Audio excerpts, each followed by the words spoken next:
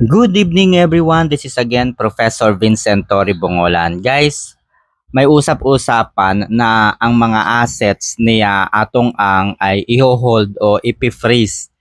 Inililink kasi nila itong si Atong Ang kay dating Pangulong Duterte at kay Senator-elect Bongo.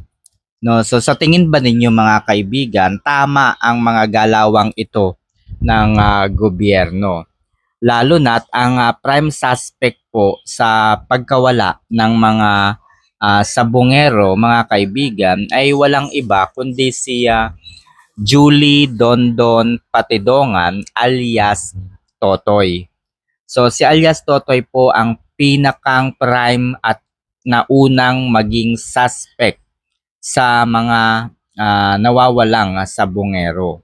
So hindi natin alam kung paano nangyari na ang prime suspect ay naging state witness. Okay? So tinitignan ko yung anggulo po mga kaibigan kung bakit ang prime suspect ay maging isang state witness. So kapag naging state witness ka kasi mga kaibigan, lahat ng mga kaso na ipinupukol sa'yo ay kakalimutan ng gobyerno. Kapalit po ng pagsasabi ng katotohanan, pagtestigo sa kung anong mga ba ang totoo. Okay, so sa makatuwid mga kaibigan, the government is assuming na wala pong kinalaman, wala pong talagang, alam nyo yun mga kaibigan, the government is assuming that Julie Dondon Patidongan is telling the truth, no? Kaya ginawa siyang state witness. Okay, so naniniwala ang gobyerno, ang administrasyong ito na magsasabi ng katotohanan at pawang katotohanan lamang itong si alias Totoy. So, yan po yung nakikita natin na galawan ng administrasyon. Pero sino nga ba si alias Totoy? No? Si alias Totoy mga kaibigan ay tumakbo po sa Barobo, Surigao del Sur bilang mayor. Unfortunately, siya po ay natalo. No? Pumapangalawa lamang po siya. So therefore, hindi po siya magiging mayor. Kung susuriin naman po natin yung partido kung saan po siya tumakbo, no? Siya po ay tumakbo sa ilalim po ng partido ni President Ferdinand Romualdez Bongbong Marcos Jr. Okay? Ito po yung alyansa. Natalo po siya sa eleksyon. So, ayon po kay Atong Ang, ay meron siyang itinulong dito kay Mr. Julie Patidongan ng 12 million para sa kanyang mayoral candidacy. So, pinondohan po ni Mr. Atong Ang. So dahil nga po natalo mga kaibigan, so syempre it's a waste of time and money dahil nga po hindi nagtagumpay.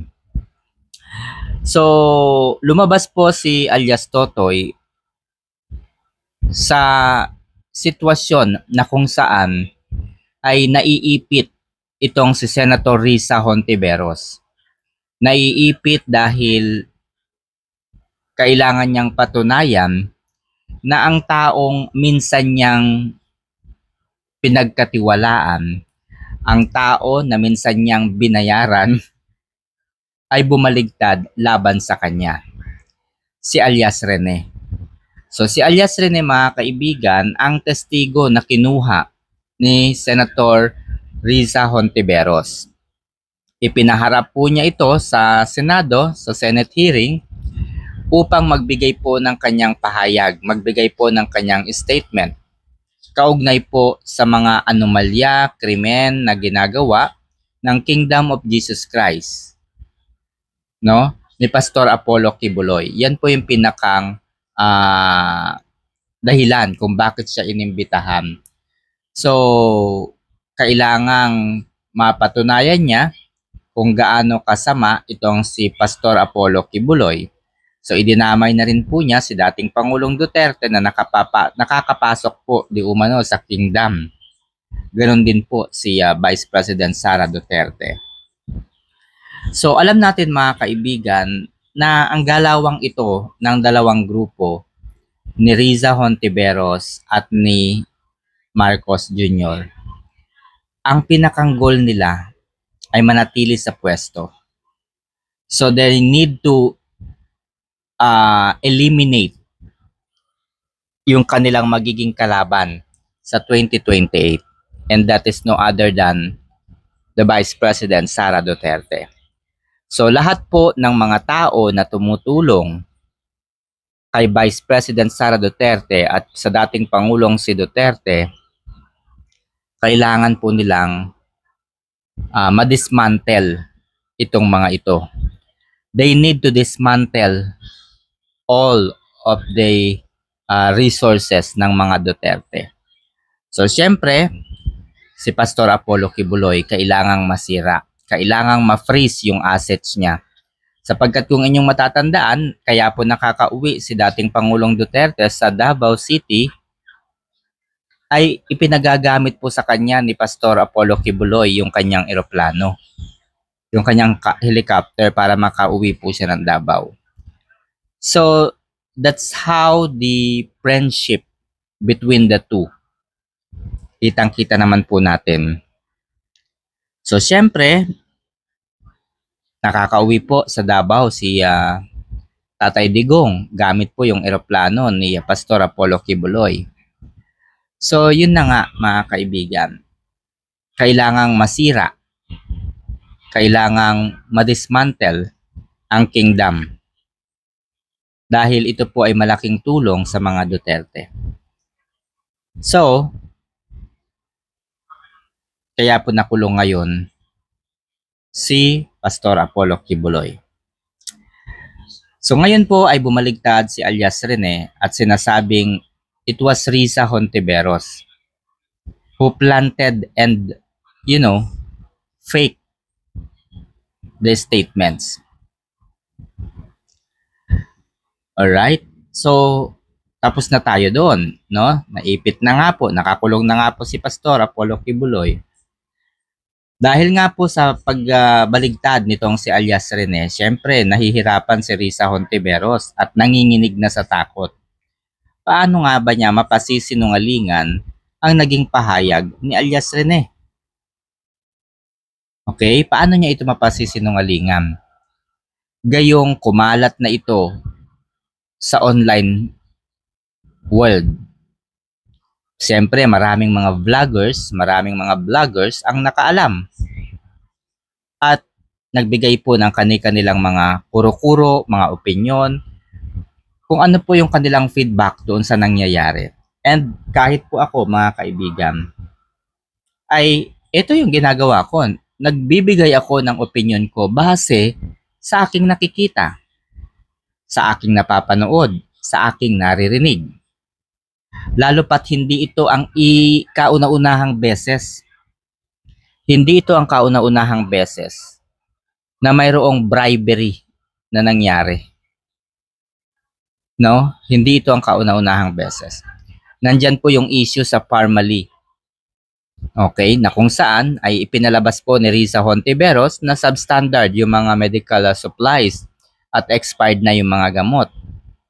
So, siyempre, hindi maniniwala ang mga tao. So, kailangan niyang maghanap at magbayad ng mga testigo para patunayan sa publiko na tama, totoo, yung kanyang naging investigasyon na substandard nga yung mga medical supplies at expired na yung mga gamot.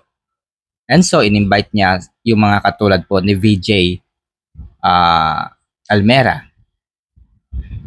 Okay? So, hindi lamang po yung mga ganun pong sitwasyon. Kahit po si Congressman Jing Paras ay umamin po, no? Umamin po si Congressman Jing Paras at sinabi po niya na sinampahan niya ng kasong kriminal itong si Senator Riza Hontiveros dahil sa pagtatangka po nitong kidnapin yung 3 minor de edad na tetestigo at magbibigay ng patunay na hindi naman nanlaban itong si Kian de los Santos pero pinatay ng kapulisan. So kung inyong matatandaan, ang utos ng Pangulo, puntahan ng mga kriminal ang mga suspect at hulihin ito. Kapag nanlaban ay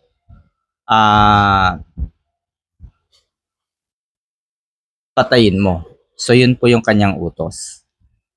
So kailangang ipakita ni Senator Riza Hontiveros na hindi naman nanlaban itong si Kian de los Santos pero pinatay. Para ang sisi ay mapunta kay Duterte. So dahil nga sa mga ganitong mga pangyayari mga kaibigan na kumbaga nakaugalian na yata itong ni Riza Hontiveros na magbayad ng mga pekeng testigo, nahihirapan siya ngayong lusutan itong kay alias Rene. Dahil pinag-usapan na nga po ito sa social media. So, ang ginawa niya, nagpunta sa NBI at doon nagngangawa. Meron pang pa-press con na nalalaman. Tapos sabi nga niya, idedemanda niya kahit pati yung mga vloggers na nagpapakalat at nagbibigay po ng mga opinion, nagdudugtong po doon sa issue. So, ang lagay ba naman kapag kayo yung naninira ng kapwa-tao, tuwang-tuwa kayo at sinusuportahan nyo pa yung inyong mga kaalyado, yung mga vloggers na naninira ng kapwa. Sinusuportahan nyo pa. Samantalang itong mga vloggers na ito ay hindi naman po kumbaga wala namang kinakampihan. Kumbaga, yung mga komento po natin ay nakadepende po doon sa mga nangyayari, sa mga nakikita namin. So, bakit mo idedemanda itong mga vloggers na ito? Joey Cruz, Dibiber, Tio Moreno, Trixie Cruz Angeles, and so on so forth. Hindi ka naman siguro tanga-tanga. No, hindi ka naman po bobo siguro kasi alam mo naman na mayroong inilabas na kautusan o rulings ang Korte Suprema. No? May inilabas po na rulings ang Korte Suprema mga kaibigan na kung ang pagbatikos po ay kung ang pagbatikos sa mga public officials ay in relation to the performance of the duty, di ba? Kung ang kumbaga kung yung iyong mga pahayag po ng mga vloggers laban sa mga public officials or officers ay related po doon sa performance ng kanyang official na duty. Hindi po ito masasabing slanderous act. So wala po ritong cyber libel na kaso. No, basahin niyo po yung Supreme Court decision na ang pamagat po is statements against public officers not slanderous when related to the performance of official duties. Ito po ay inilabas noong October 16, 2024. So imposible na hindi alam yan ni Senator Riza Hontiveros, di ba? So sadya lamang pikunin at iyakin itong si Senator Riza Hontiveros. So dahil nga nahihirapan siya at hindi niya alam kung ano yung kanyang gagawin, paano niya ito malulusutan, paano niya ipagtatanggol ang kanyang sarili, therefore idinadamay niya itong mga vloggers. Bakit? Para matakot itong mga vloggers na ito. Ugali niya po na manakot. Kasi kung ako po si Senator Riza Hontiveros at 100% ako na inosente, napakadali lang naman kasuhan ng direkta itong si Rene. No need to go sa NBI. Bakit? Kasama ang NBI sa mga binanggit ni alias Rene. Tapos doon ka rin magreklamo. O there's a conflict. Diba? Malamang damay ang NBI di iimbestigahan nila si Rene. So eto na nga mga kaibigan. Kung desidido talaga at 100% na may kasalanan itong si alias Rene kay Riza Hontiveros, go directly to the Regional Trial Court. Doon ka magsampa ng kaso. Very simple lang yan. So dahil nga eto hindi niya malusutan, to the rescue yung kanyang mga kaalyado. To the rescue ang administrasyon.